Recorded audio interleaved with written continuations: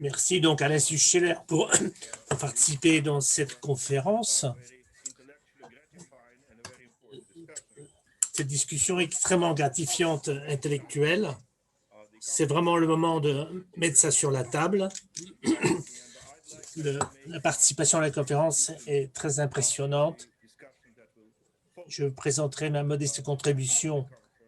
Le titre de la conférence, c'est sur le sommet donc des 5 membres permanents du Conseil de sécurité et pourquoi c'est absolument nécessaire aujourd'hui. Je voudrais rappeler tout le monde que le P5 est émergé il y a 75 ans pour maintenir l'ordre mondial et la sécurité globale. Ce n'est pas sur le développement, ce n'est pas tellement sur la santé publique, ce n'est pas sur la migration, c'est sur la sécurité du monde. Les fondateurs des Nations Unies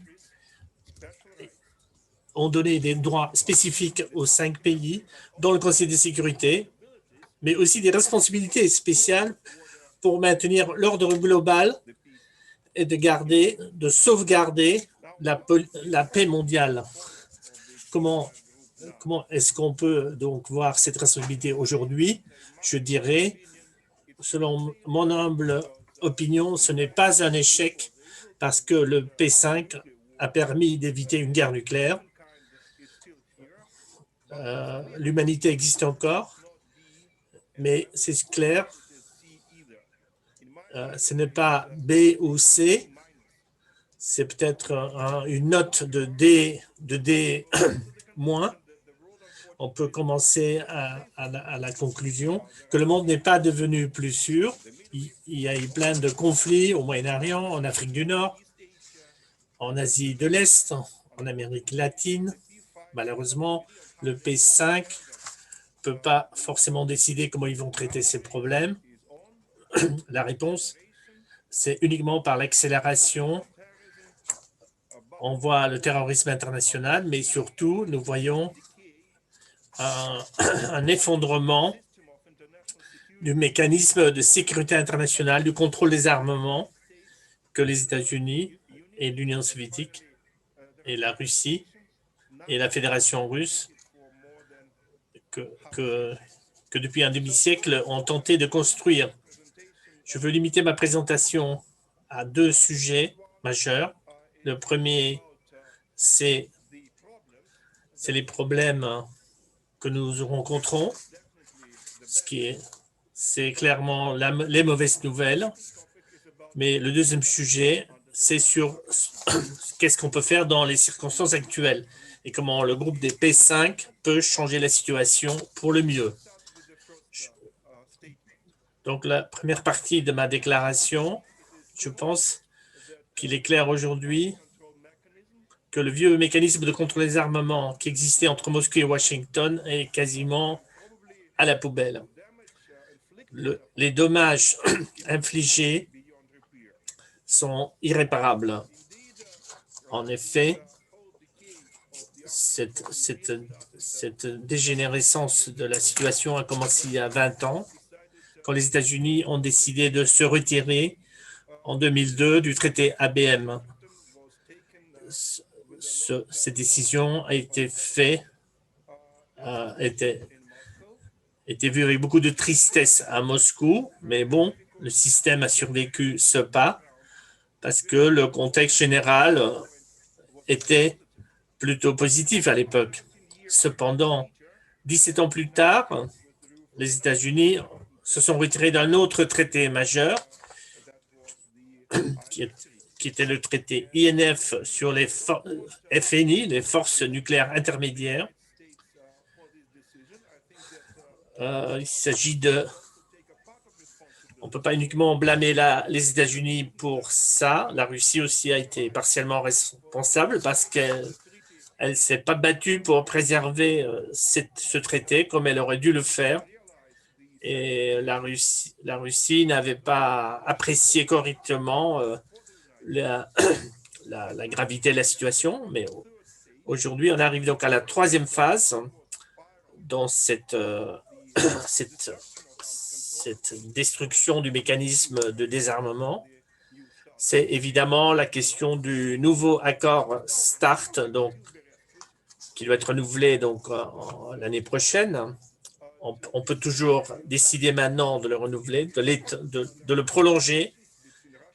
Et il y a des discussions très fortes entre les États-Unis et la Russie là-dessus, mais la chance que ça soit renouvelé se réduit. Beaucoup d'experts, aussi bien en Russie qu'aux États-Unis, croient que le traité ne peut plus être sauvé. Et même si on le sauve, c'est pas forcément, ça va pas nécessairement permettre l'ouverture écrire une nouvelle page dans l'histoire des deux pays, mais maintenir la vieille histoire. Voilà la question. Si ce modèle du contrôle des armements se dissout, la première victime, évidemment, la première victime, c'est les relations entre la Russie et les États-Unis, parce que le contrôle des armements était la pierre angulaire de cette relation. C'est ce qui permettait de donner toute son importance et sa particularité à cette relation. Aujourd'hui, cette pierre angulaire est en train de tomber. Finalement, les États-Unis et la Russie ne seront pas les seules victimes de souffrir de la fin de ces accords, du contrôle des armements. On ne peut pas séparer la dimension bilatérale du contrôle des armements de la dimension multilatérale. Donc, c'est très facile de prévoir une réaction en chaîne négative qui résultera et qui aura des répercussions extrêmement graves sur la stabilité internationale de façon globale. Cette année, il doit y avoir la conférence pour revoir les traités. Ça a été remis à 21-22, mais actuellement, on n'est même pas sûr que cette conférence pourra aboutir à quelque chose. Nous avons des raisons d'être sceptiques sur le résultat de cette conférence et ce sera peut-être la dernière conférence de révision des traités dans l'histoire. On ne peut pas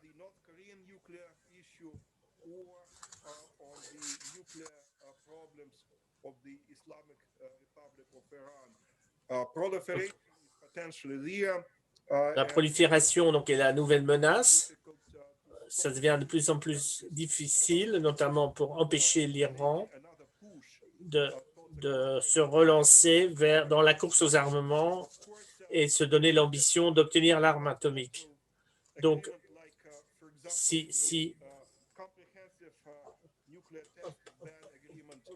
par exemple, si en plus le traité d'interdiction complète des essais nucléaires, le TICE, ne se renouvelle pas, tout cela ne va pas du tout contribuer à la paix mondiale. Donc, les répercussions sont extrêmement sérieuses et graves. Je pense que nous devons tous être préoccupés par cela et essayer de changer de cap. Alors, qu'est-ce qu'on peut faire? Beaucoup de gens disent qu'il faut remplacer le vieux modèle des relations bilatérales Russie-États-Unis avec un accord multilatéral dans lequel devrait s'impliquer la Chine et les autres puissances nucléaires. En général, théoriquement, ça semble très bien, on ne peut pas être contre, mais ce sera extrêmement difficile d'aller vers cette transition. C'est comme conduire une voiture, de monter tout d'un coup dans un Airbus si vous êtes vous avez seulement un permis de conduire pour votre voiture. C'est une équation totalement différente de la stabilité mondiale. Ça prendra beaucoup d'années, même si la volonté politique est là. Donc, je pense pas qu'on peut passer comme ça du jour au lendemain à un modèle multilatéral. De l'autre côté, on ne peut pas, en plus, on ne peut pas avoir un accord contraignant actuellement entre les États-Unis et la Russie parce que la confiance n'est pas là. Et franchement, je ne peux pas imaginer un accord d'armement avec M. Poutine, que le Congrès américain puisse ratifier avec les démocrates et les républicains au Congrès qui se disputent comment les États-Unis doivent se comporter. Donc, que faire? Je vous donne maintenant quelques pistes que, à mon avis, qui pourraient aider tout le monde pour changer la tendance actuelle dans la stabilité internationale, et quelque chose que le P5 peut prendre en considération. D'abord, je pense qu'il faut garder à l'esprit que la paix est plus importante que le désarmement. Évidemment, on aimerait tous vivre dans un monde non nucléaire, se débarrasser des armes nucléaires, mais surtout, on doit éviter une guerre nucléaire. Ça veut dire qu'il faut promouvoir des lignes de communication entre les superpuissances. Il faut promouvoir des contacts qui sont dormants actuellement. Il faut des accords, des communications entre des experts et des politiques. Il faut des lignes rouges, il faut des échanges, il faut des téléphones rouges, il faut des échanges sur les déploiements nucléaires. Il faudrait pouvoir calmer et d'avoir des canaux pour éviter des conflits qui peuvent partir à partir d'une erreur humaine ou une erreur de calcul technique ou une erreur d'interprétation des intentions de l'adversaire. Je pense que c'est quelque chose qui est le contrôle soft, douce, c'est plus la gestion des armements nucléaires, c'est-à-dire des mécanismes de sécurité pour éviter des erreurs de calcul. Deuxièmement, il faut tenir à l'esprit dans ce nouveau monde que la qualité est plus importante que la quantité. Une nouvelle course aux armements ne sera pas sur le nombre de têtes nucléaires ou le nombre d'ogives ou de fusées, mais ce sera sur des percées technologiques. Ce sera sur les armes dans l'espace, sur la cyberguerre, l'intelligence artificielle, guerre des renseignements, ce sera sur des attaques préemptives, ce sera sur des systèmes autonomes microscopiques.